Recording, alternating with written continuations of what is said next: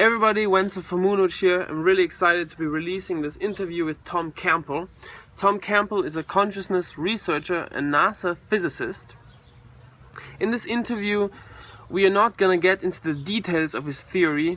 I read all his books and I was more interested in talking about the social implications of his theory. So we're going to be talking a lot about personal growth and society.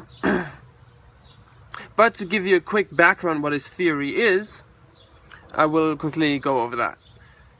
His theory assumes that everything comes out of consciousness and change. With those two assumptions, that consciousness is and will change, he can essentially create this reality model that explains everything we observe and everything we perceive. Consciousness is digital energy that creates patterns. That's very abstract, but what really consciousness is beyond space and time is kind of hard to conceive. But just think of it as potential that arranges relationships with itself and creates complex patterns. Now these complex patterns, some of them, if they change, will be more organized than others. Now that's the birth of evolution, because organized patterns are better at transmitting information, are essentially better at fighting entropy, at lowering entropy, so they will replace unorganized patterns. So consciousness is in this evolution of organizing itself, of lowering entropy.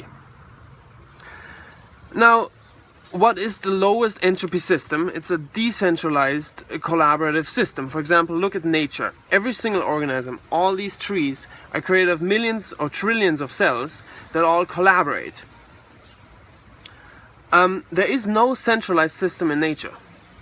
And that is probably the case because all centralized systems were replaced by decentralized systems, since decentralized systems are much more beneficial at maintaining itself. For example, imagine if all the DNA of a tree would be in one leaf. If that one leaf was eaten by a caterpillar, the whole tree would die. But every leaf has the DNA and every cell has the DNA of the whole tree. So the tree is a decentralized system. You could cut off big chunks of it and it regrows again because it's a decentralized system. So consciousness is like a tree in the sense that it's a decentralized system that grows based on love consciousness. And love consciousness is created by putting individuated consciousness units, you can consider that souls, into experiential reality. And in these realities, these individual consciousness units interact with each other and gather experience. And by gathering experience, they acquire a free will modality that Tom Campbell calls love consciousness. So love consciousness is a free will modality because we choose to benefit each other, right? So love consciousness can only evolve through experience, and the larger consciousness system needs love consciousness to grow, just like a tree needs cells. So this is essentially his explanation of reality. That this virtual reality, this information-based system, is driven by consciousness that is trying to lower its entropy by putting parts of itself into experiential realities, so these parts can develop love consciousness. Pretty crazy theory, but the amazing thing is it explains all phenomena science has discovered, including quantum mechanics, relativity theory. We're not going to get into that in this interview, but there's tons of lectures online where he gets very technical about his theory. But at the same time, his theory also explains mystical phenomena, spiritual phenomena. It kind of brings science and spirituality together in one logical, consistent worldview. So this is, sorry for talking so fast, but I just want to give a quick overview of his theory. Anyway, I hope you're going to enjoy this interview, and thanks for listening. You know, if this reality is really an experiential reality for souls to learn their lessons, why is it so badly designed culturally? In the sense that you get born into this world and it's so hard to even find the information you need in order to grow your own soul. You know, in school we get taught to totally buy into this materialistic system in the job market, and so many people die without ever considering growing their consciousness. And isn't that like a horrible environment for growth? Why do No, souls keep sending themselves into well, this? no, it's not a horrible. It's just the way it is. It's the way it needs to be, and here's why. One, of course, we have free will. Okay, so we get to be however it is we are. Our growth has to happen from the inside out. So that means you do have a lot of people making poor decisions as well as people making good decisions. You have people growing toward more fear and away from love, and some growing toward it. So we create a reality that represents us. So this world we live in, when you look at the news at night and you see all the horrible, nasty things going on in the world, that's us. That's the way we, humanity, are. That represents the level of quality of the people.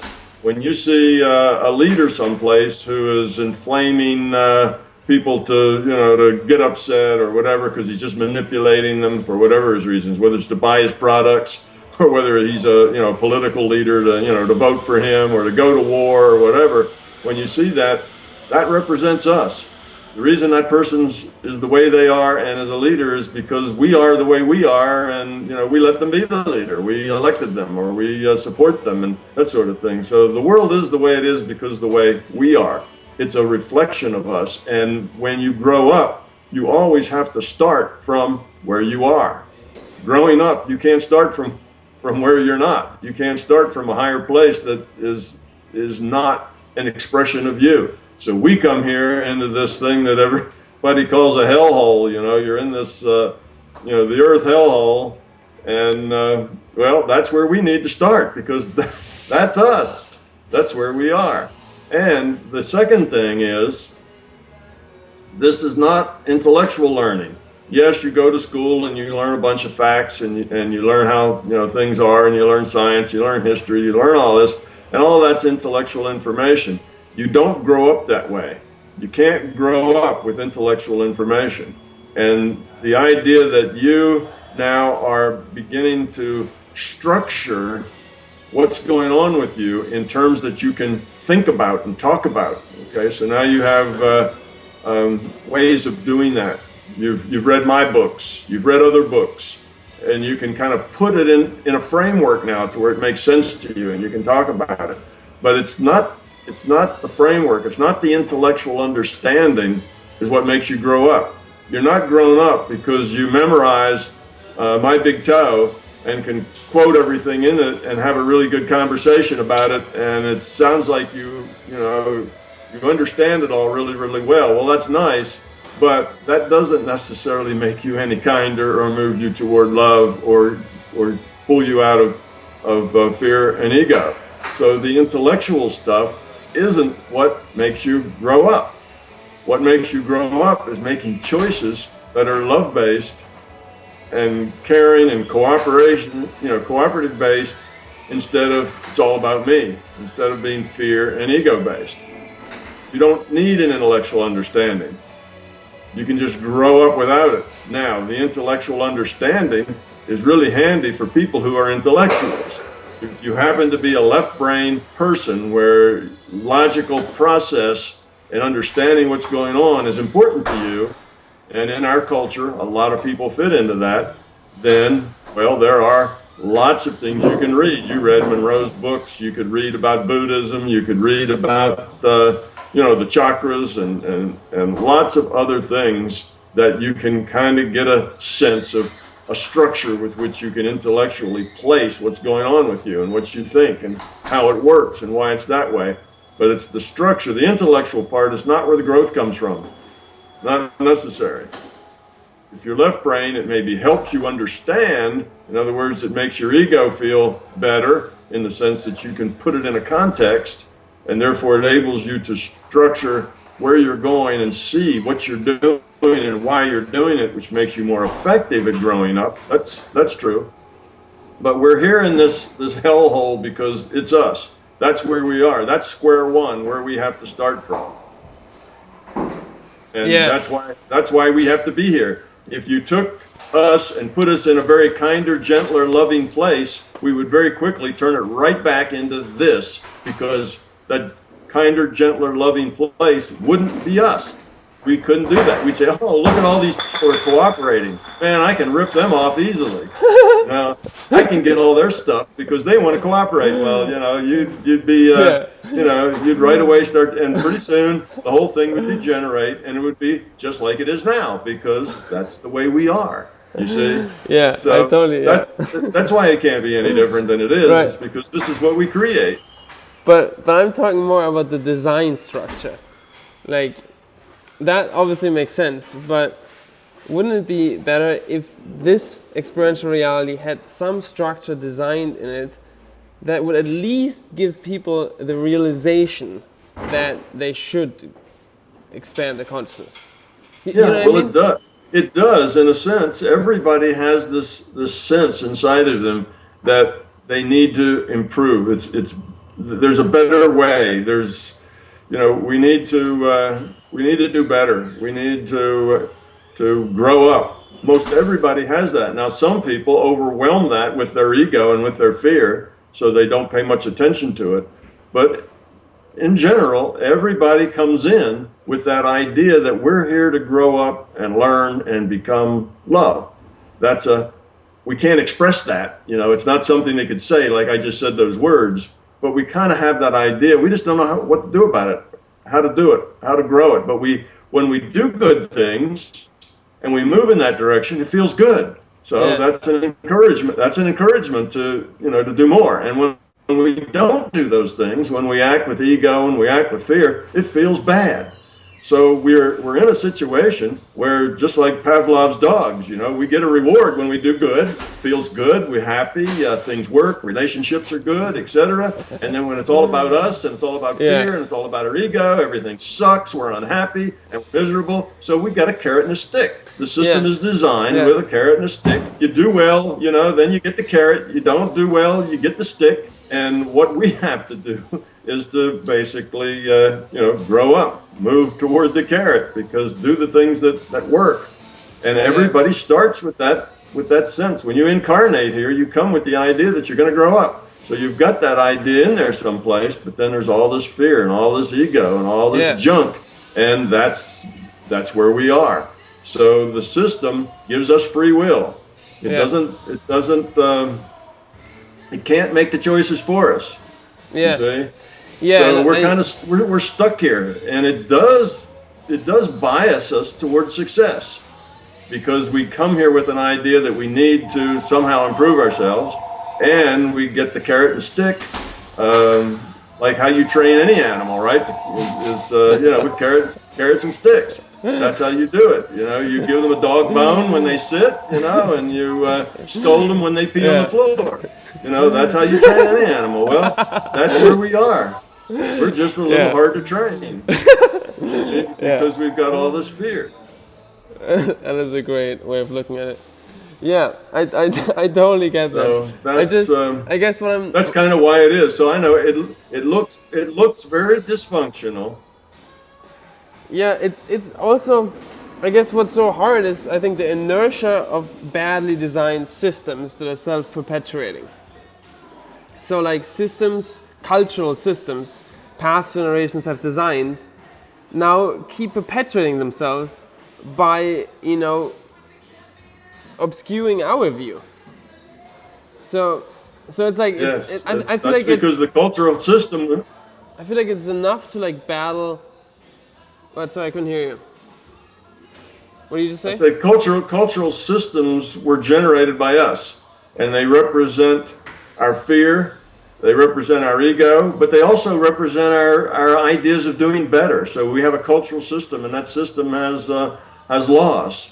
That system has etiquette and what's polite and what's not, and all these other things that kind of push us in a decent way. It also has some nasty stuff that drags us down, but all that's of our own creation. I mean, It's not like that culture was given to us by the larger consciousness system. That culture was designed by us and is perpetuated by us, and we have the ability to change it. Yeah. All we have to do is grow up. So it's free will. We are what we are, and if we don't change it, well, it's because we're not ready to change it yet. Yeah, we'll change it when we grow up enough that we look at it and say that's wrong. We shouldn't have that. Like we did all that right in the late 50s and 60s about racism. You know, we had a whole country that was basically very racist. And then through the 60s and 70s, we looked at that racism and we said, that's wrong. You know, that's just wrong, and we need to do better. And the country changed a whole lot, but it had to grow up to that point to see that it was wrong. And how long did that take? How long did did black people live in a country full of racism? Took a long time, but eventually we grew up enough that when the stick started to hit heads, the rest of the population looked at it and said, that's wrong. Yeah. Whereas 30 years earlier, they would have said, oh, that's okay. Yeah, that's the way it ought to be. You see, so that's a big cultural thing that we outgrew. Yeah. So we can outgrow other cultural things. And we haven't entirely outgrown that raceless, cultural thing either. But we certainly made big strides. We're a much less racist society than we were, 100 years ago. Yeah. So, it's not like, it sucks, and there's lots of problems here, but, it's us, we the people, have to change it. And the best way to change it, if you want to help make those changes, is to change yourself. Because once you change yourself, then you will be a light that, by example, helps other people change themselves. You'll help pull them up. If we just go out and say, oh, okay, look at that guy, he's a president, or he's, head of a big corporation. Look at all the harm he's doing. So we can go out and grab him and rip him out of that spot and put somebody who's kinder and gentler in there.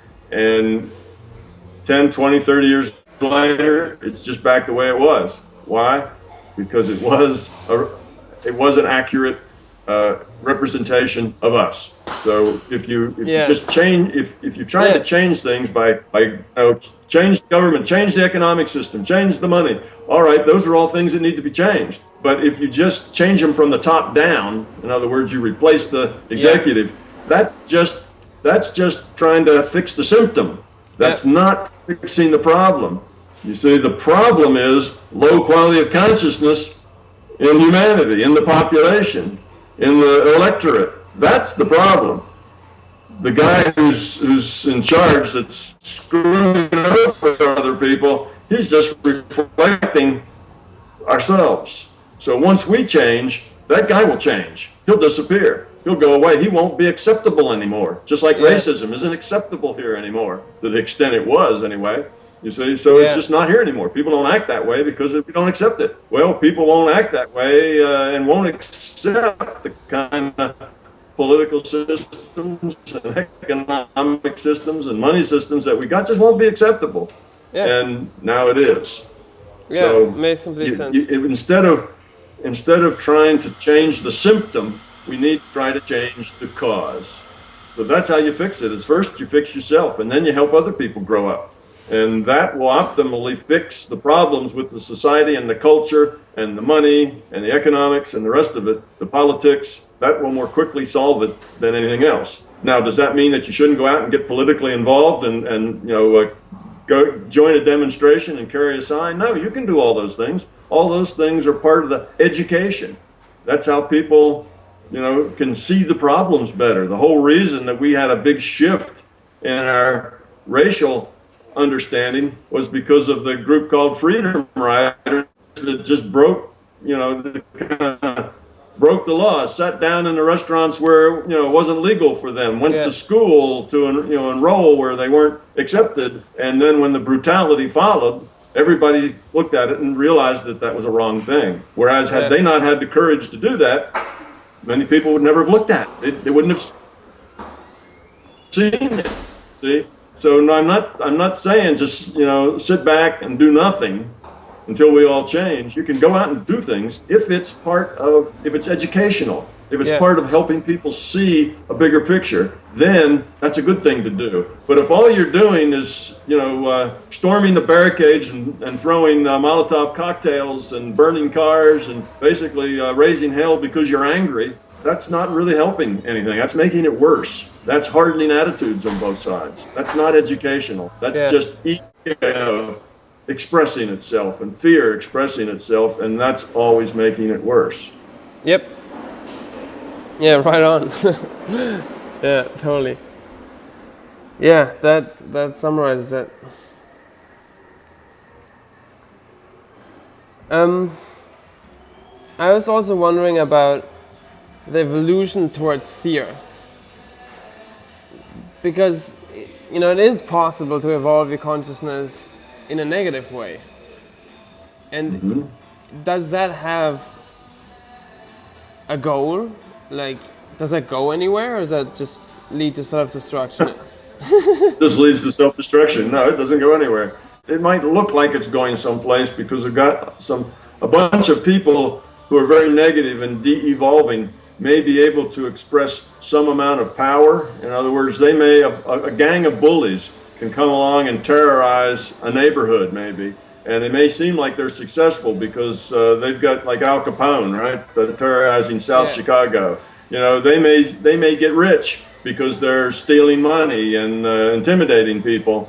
And that may look like they're being successful, but in the bigger picture, in the longer term, it's self-destructive. It falls apart. Eventually, Elliot Ness, arrives on the scene, and that element gets cleaned up and thrown out with the trash. So it may look successful in a short term, but in a longer term, it's self-destructive. It just doesn't go anywhere. Are there realms that are based solely on fear that have any sort of power?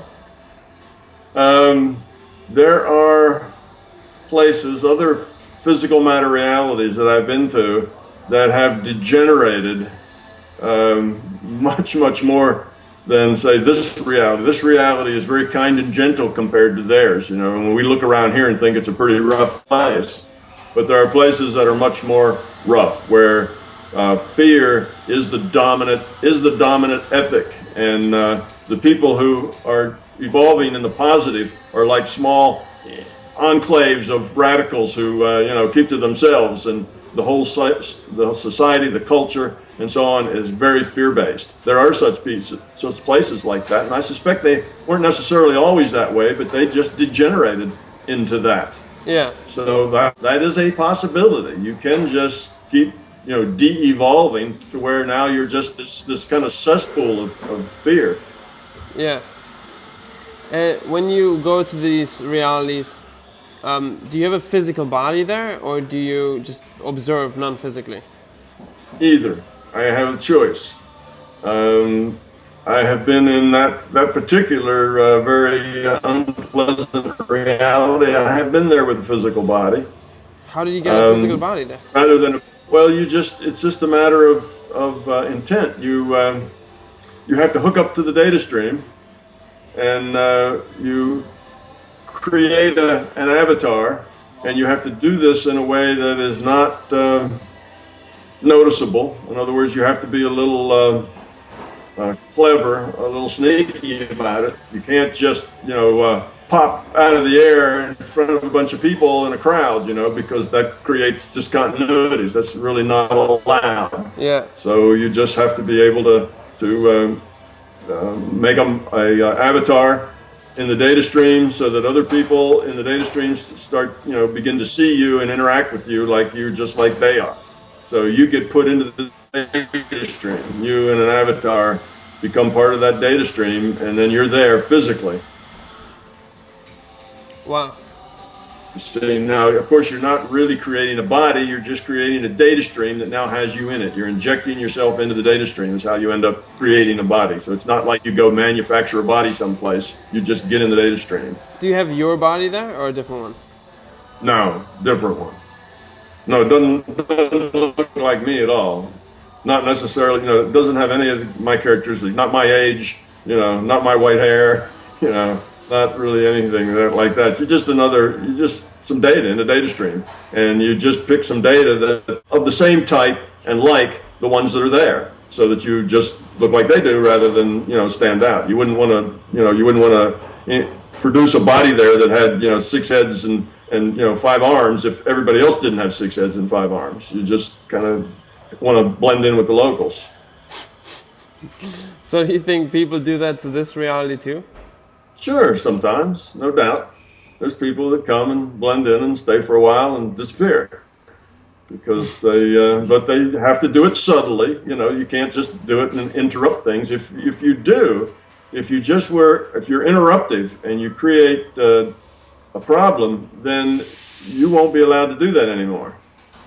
When you go there and you say, well, I'd like to get into this data stream, the answer will be no, can't do that. See? Wow. So the system won't tolerate it if you abuse it. So if you don't abuse it, then, and you have a good reputation in the system, then the system will allow you to do those kinds of things because they know you will not abuse it.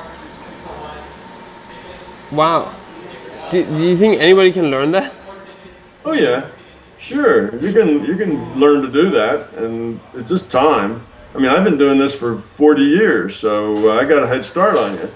You know, it takes some time because you have to explore, you have to get to know how things work, and you get to have rapport with the larger consciousness system, and they know you, and you know them, and it's just something you can do. And I'm wait for that background noise to go away.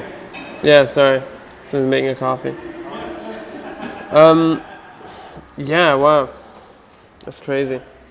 I feel like I don't know. I feel like I want to learn how to do more controlled out of body experiences. I've had some, but they weren't at all like very controlled. It was more like, you know, I'm there now and now I'm back, you know. But in the other way, I feel like I would probably spend a lot of time doing it. Well, the thing is, it's not all that important, you see. Yeah. It may be important to you in a sense that it gives you some first-hand experience of the larger consciousness system, and intellectually that may be of value to you. But as far as growth value, going out of body won't make you any more closer to becoming love than not going out of body, you see. So it's not really necessary, and it doesn't really have a lot of, it's not like it's going to boost your growth rate tremendously or anything. What it does is it puts you in a different reality system where you do the same things you do here. You make choices. Yeah. It puts you in another reality system where you get to make choices, and you evolve or de-evolve by the quality of those choices. So the dream reality is like that too. The dream reality puts you in a different kind of reality with a different rule set. That means you get a whole different set of choices. You get choices in the dream reality that you wouldn't have here in this reality. And you get those choices, and you get to make them. And if you make them well, you evolve. You make them poorly, you de-evolve. Well, going out of body is the same way. It's another set of virtual realities that you can experience that give you opportunities to make good choices. So it's that. So in that way, yes, you can learn from it and grow from it, but you've got all the choices and all the opportunities to grow right here in front of your face all the time. So go ahead. What is if you pop into like another reality system and start a career there? Yeah, well, that would probably be difficult to do. And the reason it would be difficult to do is that you're doing it from this avatar, okay? You're doing it from this physical reality. So that's your base. Because you are here in this avatar, if your avatar learns how to meditate, well, that's good. If your avatar learns how to go out of body, well, that's good. Now your avatar, or you're the consciousness playing this avatar, can experience and act in those other reality frames. But if you have a job there, or you get a career there, now you have to parallel process because you still have an avatar here, you see? So that avatar here has to get up and interact. If that avatar here just is in a coma, because it's, there's nobody paying any attention here, then what happens is eventually you get put on life support, and then eventually they pull the plug, and eventually you go away. And then that will eliminate you everywhere in all those other reality frames because this was the place that you left from. This is the base, you see. In other words, if you're out of body doing something and somebody takes a bucket of ice water and throws it on your avatar, on your body back in this reality, what happens? You get pulled back immediately because this was your launching place. See, this is where you're coming from. So it's not like you can go out and do something independent, and that goes on irrespective of this. this is a launching point, and you're tied through this physical reality frame as your base. So you go out and experience, but just like in a dream, you always come back here because this is where you started from. Yeah, makes sense. And do you think that the government or the military is working with these things? Well, you know, they have in the past. It's hard to say what they're doing now, but the CIA has published a lot of documents on the program that they had. I know a couple of people who worked in that program. I've bumped into them. Joe McMonigal, who's at the Monroe Institute, he's one who was in that program. And there's a physicist out on the West Coast who was key to a remote viewing program that the government had. Can you say that again? Just cut off the Skype connection. Russell Targ, Dr. Russell Targ, physicist, and he helped them put together the remote viewing. Like just saying, yes, they have had these programs in the past, and whether they still have them or not, it's hard to say because if they do, they're classified programs and they don't talk about them. One never knows what they're actually doing at any particular time. It could have been that somebody who just couldn't deal with that big a picture decided to close them all down because they felt uncomfortable with the concept. So they don't do them anymore. You know, that happens too. Or it could be they're still doing them and they just don't tell us about them. But they have done them in the past because remote viewing works. So they've had people remote viewing so they can see things that they want to see that otherwise they wouldn't be allowed to see. Yeah. But I don't think they're doing anything much other than remote viewing. I suspect that's the extent of it. That would be my guess, but then I don't know. Have you had experiences with your oversoul and your soul group? Well, that kind of would beg the definition of an oversoul and soul group. The way I look at it, my individuated unit of consciousness is the oversoul. Okay, the individuated unit of consciousness. We say partitions off a part of itself, and in the book I call that a free will awareness unit, and that free will awareness unit gets detached from all of the virtual realities, so it doesn't have a data stream. It's just a subset of this individuated unit of consciousness, and then it when its avatar that it wants to play is to a point that it's producing interesting choice data, then it's gets into that data stream. So that data stream then, instead of being played by the larger conscious system, gets sent to the avatar, or gets sent to the free will awareness unit, then to play that avatar, and that's immersive. So all of the avatars that my individuated unit of consciousness have had all kind of get summed up and integrated together in my individuated unit of consciousness. So that's what some people would call their oversoul and others would call their higher self. Yeah. So that's where the individuated unit of consciousness is. So it's me and I'm it. Right now I'm in this, I'm an avatar here in this body that's talking to you.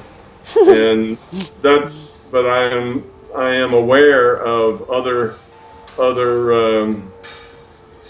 avatars that I've had, and I'm aware of other major choices, kind of where I'm going, what I'm doing, why I'm doing it, and yes, I'm aware of that individuated unit of consciousness of which I'm a part, and kind of its place in the whole.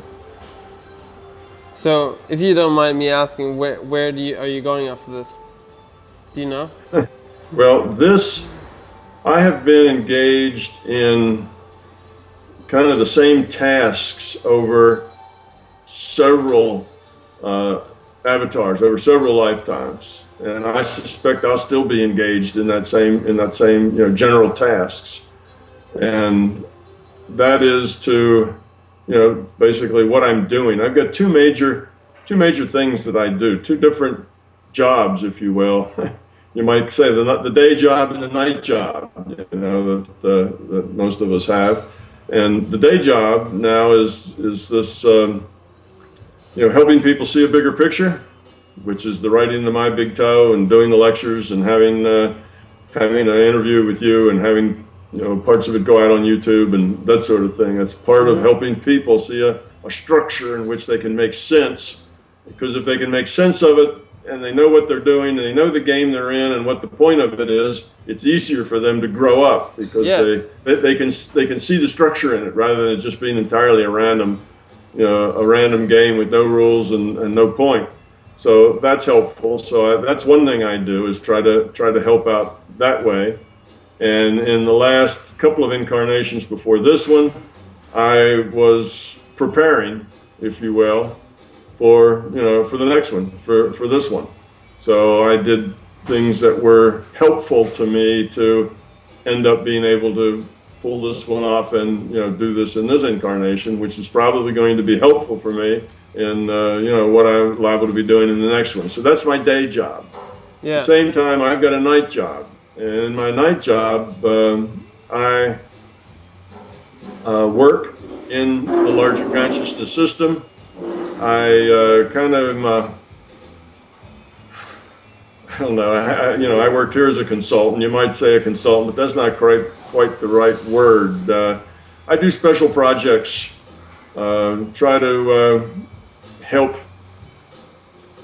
entities who aren't necessarily have anything to do with this incarnation or this reality frame. It's above this reality frame. It's not just centered on physical matter reality here.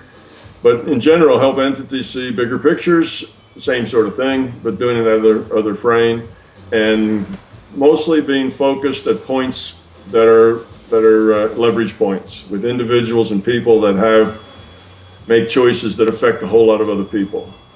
And it has to do with politics in the non-physical. Yes, there's politics going on in the non-physical as well, because the non-physical makes up everything other than this physical reality. From our viewpoint here, everything else is non-physical. Well, there's a whole lot of other virtual realities out there in the non-physical.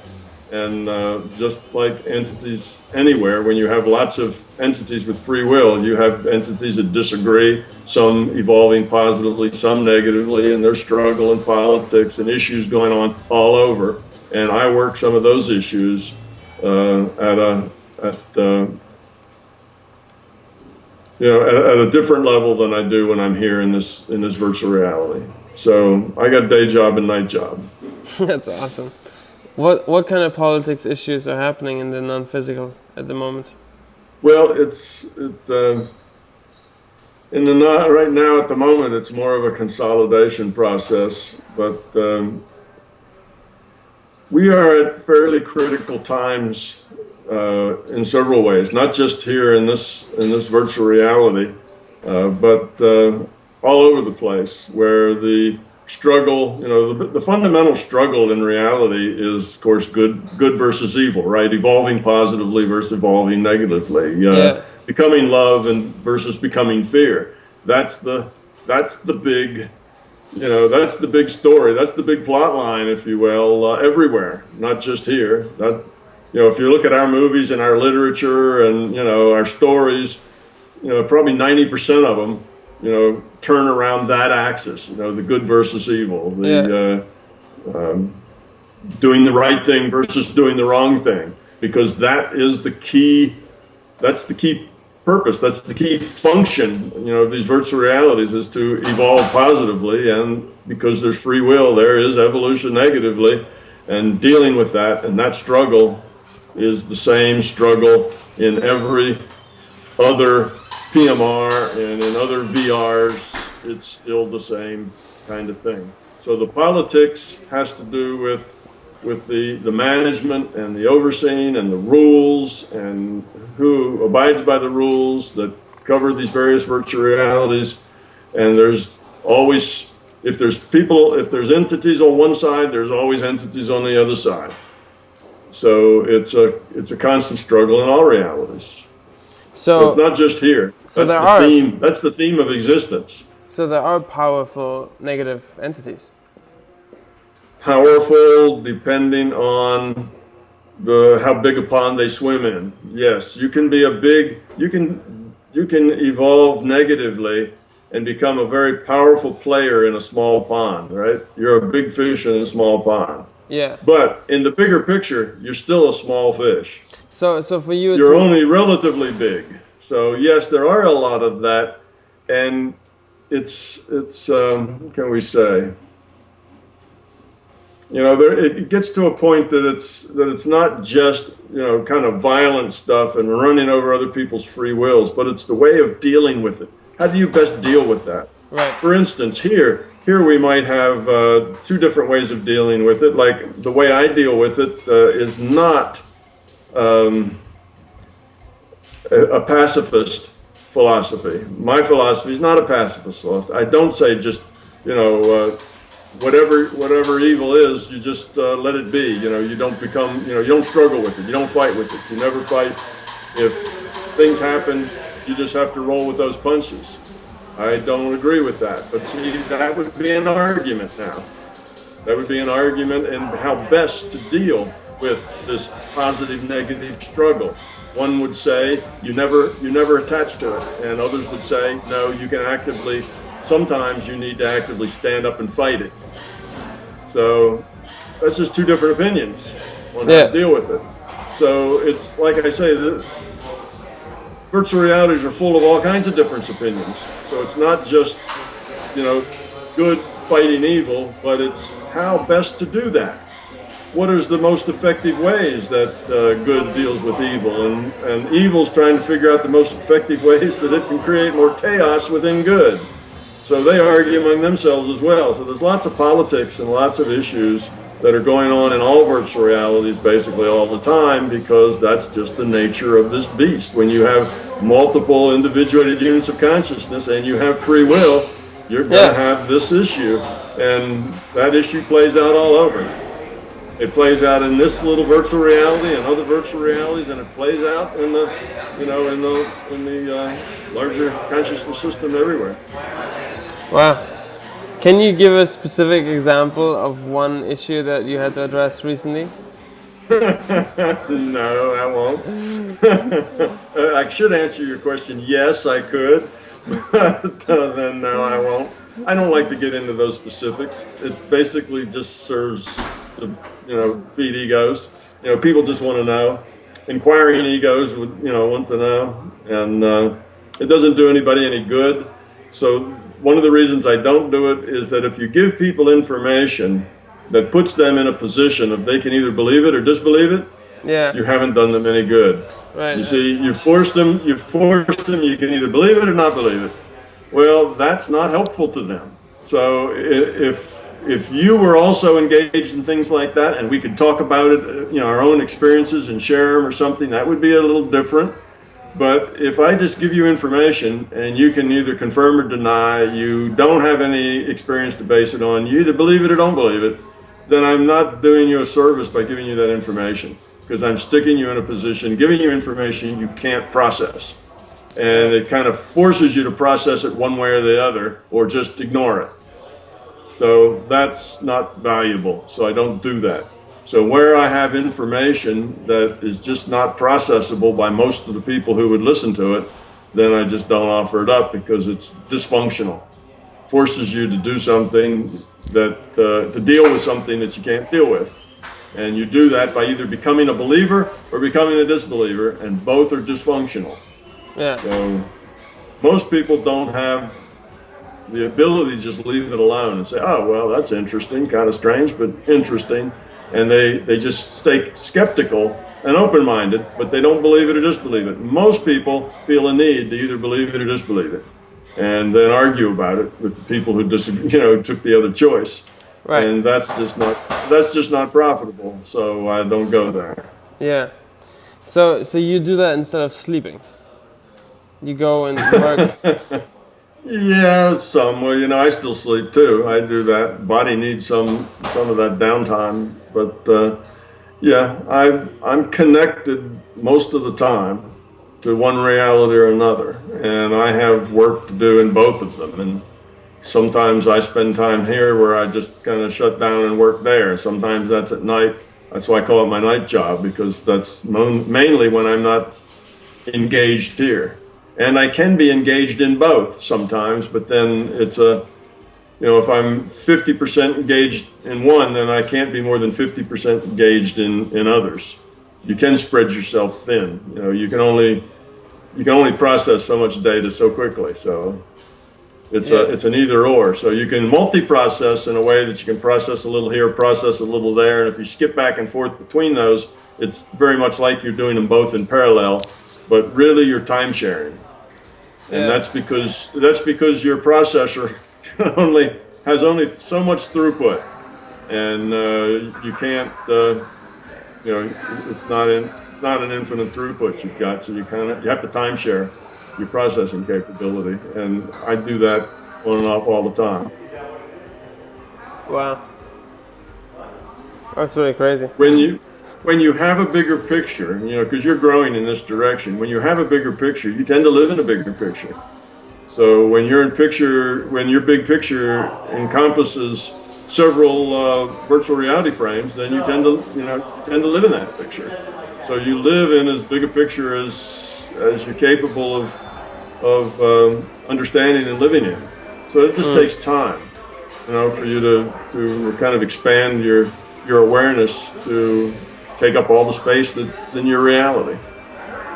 So it's not really that special. When you were 6 years old, your picture wasn't very big, but you lived inside of whatever that picture was. And now that you're 20-something, your picture's a lot bigger, so you're living in a much bigger reality. You have a much bigger decision space. There's a whole lot more things you have to keep track of and connect to and integrate than you had when you were 6. Yeah. So it's, you see, and that's just, it keeps going that way. So now if you grow up to the point where you are aware and focused and interacting in, say, 2 or 3 different virtual realities, then it's just like, the difference between when you were 6 and when you're 30. You say your reality gets bigger, you integrate more stuff, you have more irons in the fire, there's more stuff you have to keep track of and issues to work on, choices to make. It's a bigger decision space.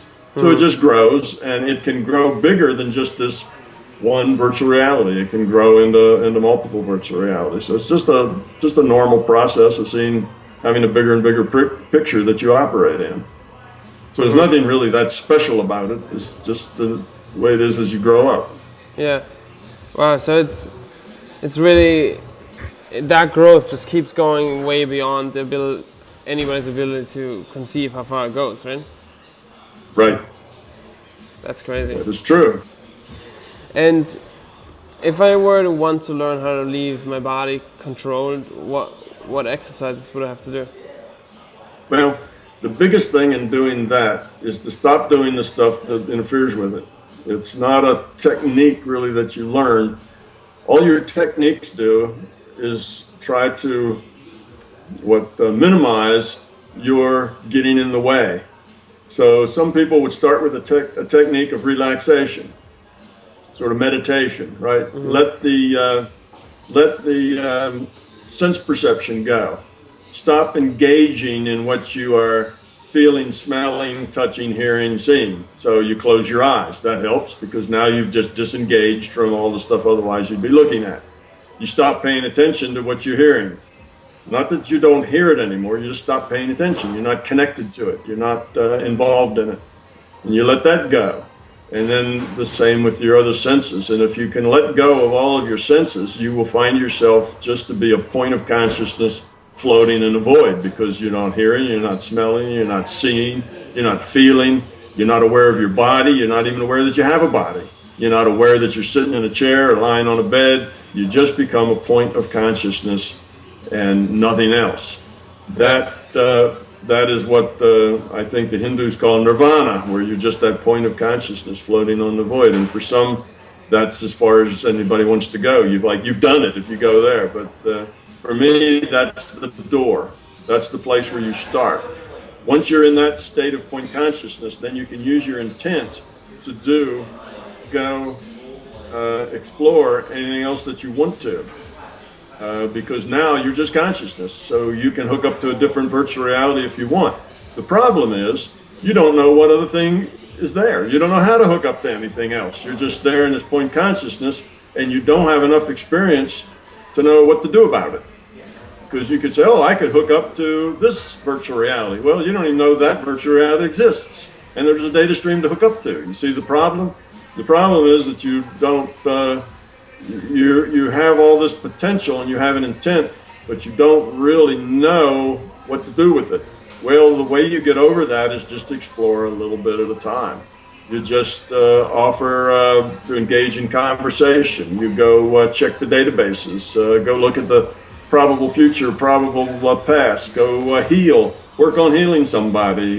Just do things that you can imagine, that you can do, and eventually that'll grow. Your territory will get bigger and bigger as you kind of learn new things and go new places. And you can always ask the larger conscious system just to take you someplace interesting where you would learn something important.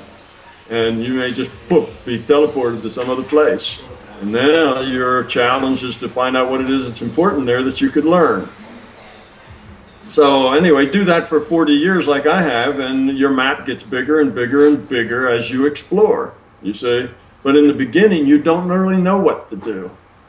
And you don't really know what's out there. And most people end up not doing much because they don't have enough imagination to come up with something to do, and then they don't really, you have to explore it.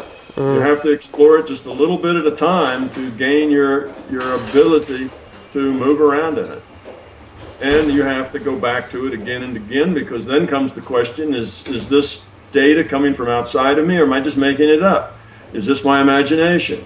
Or is this data coming from outside? Well, data's data. It's hard to separate those two unless you just do experiments. You have to go, if you always do the same things, you always get the same result. Is it stuff that is something you could have imagined, or is it outside of your imagination? And it just takes time. So you work on it and work on it.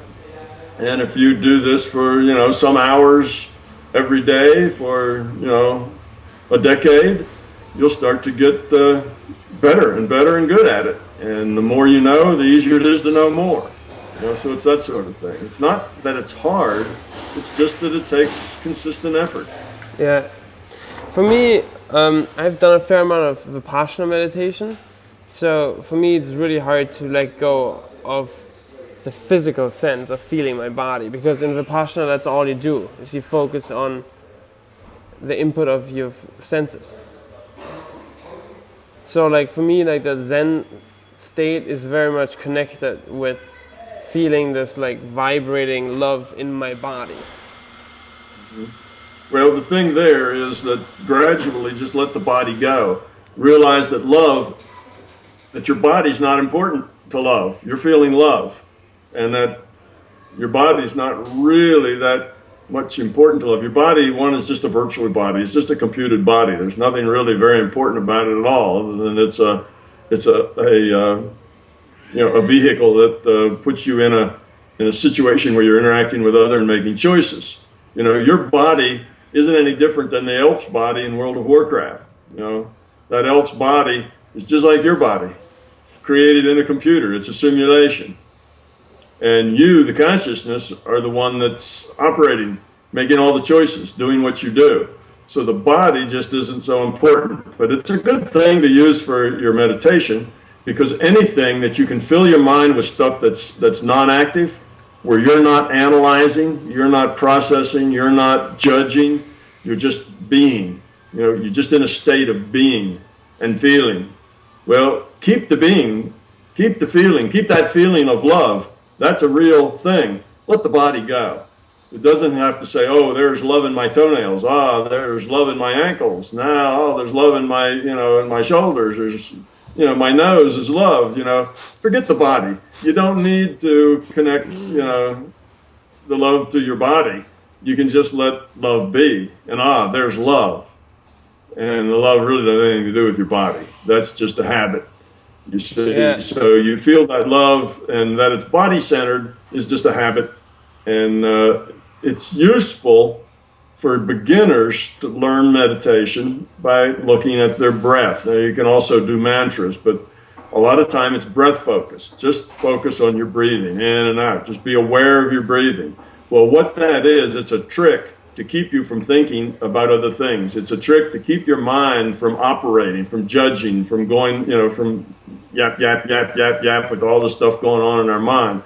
Just be aware of your breathing. So when you are not thinking, you become non-operative in your head. The noise stops, and it's just you and awareness with your breathing. So that's a technique for meditation. It's like just be aware of the mantra. Just hear the sound of the mantra. See, it's the same thing. It's like it's a thing to do that is kind of non-doing because it's a non-operative thing. See, if the mantra was sandwich, then it would be a very poor mantra because eventually you'd get hungry. You see, you can operate on a sandwich. Or if it was your Uncle Fred and your mantra was Fred, it would remind you, your mind would start thinking about your uncle. But your mantra is just some word that doesn't mean anything to you. It doesn't have a meaning. It's a sound. So it's non-operative. Well, your breathing isn't something that you have to do. You don't breathe on purpose. Your body just does it. So for you to just pay attention to your breathing is non-operative. You're not functioning. You're not making anything happen. You're just letting everything else go. So these are techniques that people use to learn to meditate. But once you get past a certain point, you got to let the technique go. You let the mantra go. You let the body go. You let the breathing go. And you just become love. You become that point of consciousness. So don't get stuck in the body. And that's what Monroe calls focus 10. Yeah, he has focuses up through 27 or something else. But these are all just metaphors.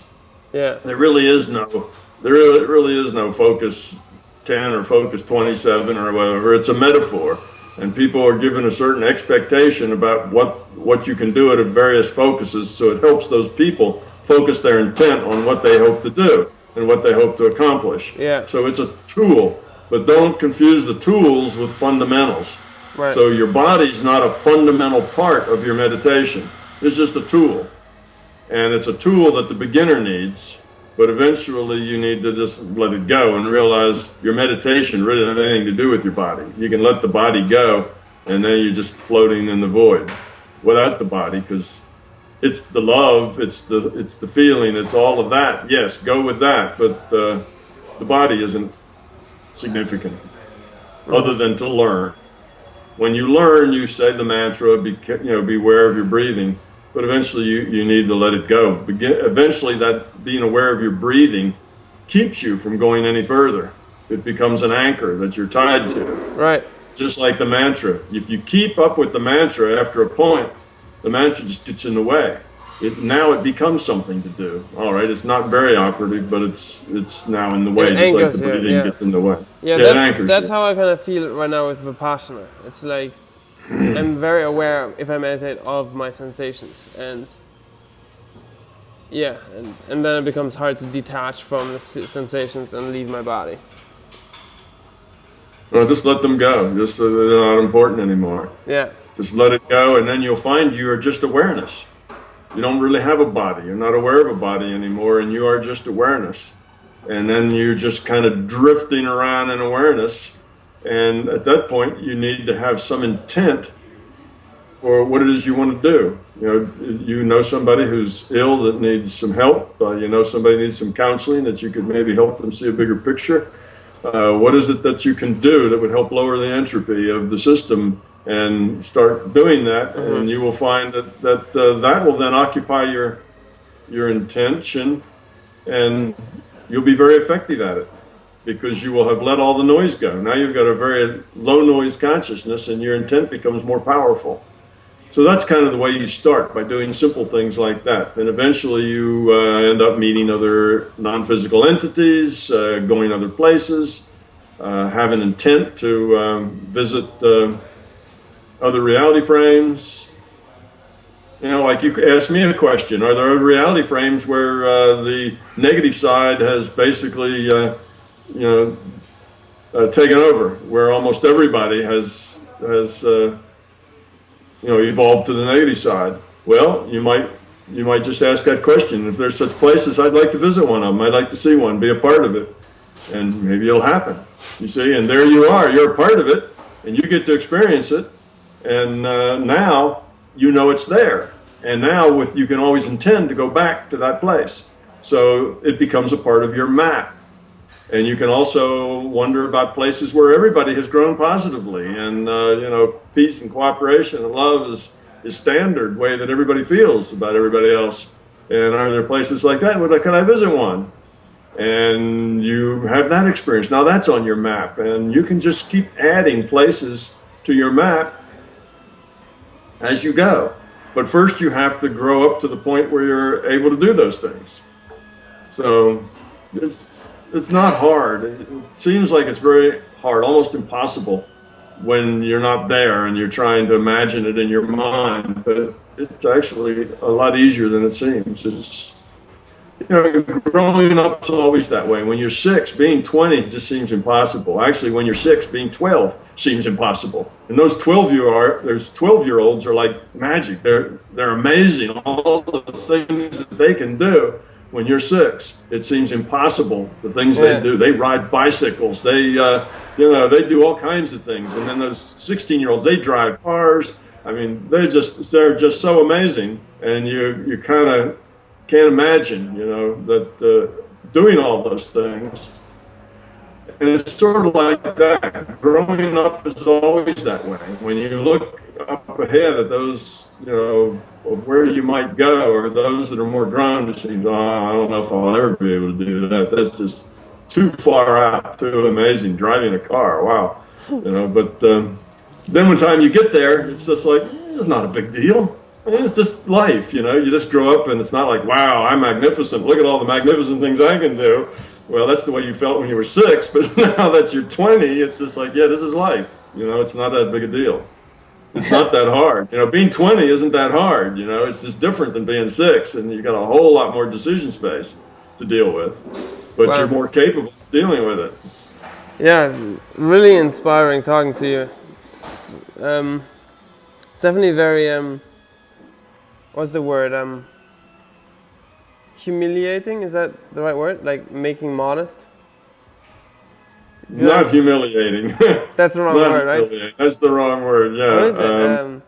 Humbling. Humble is the word you're thinking of. Humbling. Yeah, it's, it's inspiring to just see, how that just continues, how growth continues. And it's always so crazy to like get to the point where because you can't really imagine what you don't know, and then if you see something that's so far out, it's just, I don't know, it's inspiring. Can I ask you one more question? Sure. About NASA. What did you do for NASA? What I worked myself into eventually was doing risk analysis for very large complex systems. And what that means is if you have a system like NASA's or like the military's missile defense system or something like that, some big system. I've been involved with both of those. So you get some big system that has, tens of thousands of working parts and interfaces and different pieces of equipment. It gets so complex that people no longer know exactly how it works. They don't exactly know, what'll happen if A happens, what difference that'll make. How will that affect anything else? Because the system's just too big for anyone to get their mind around. It's got too many parts, too many functions, too many things going on that what they want to know is what could go wrong? What could happen in this system that would end up, the whole system blows up, or the system doesn't function, it can't do its mission, the shuttle blows up and kills everybody, that would be a result. But there may be 1,000 different things that could lead to that result. You see, and some of them may be very probable and some of them may be very improbable.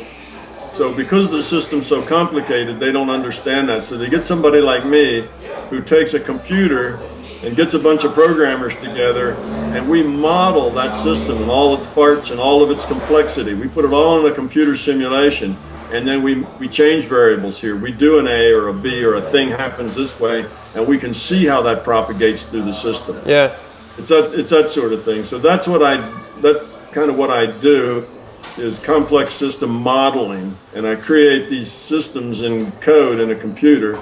As a physicist, I basically know how energy gets transferred between things. That's kind of physics, how reality works.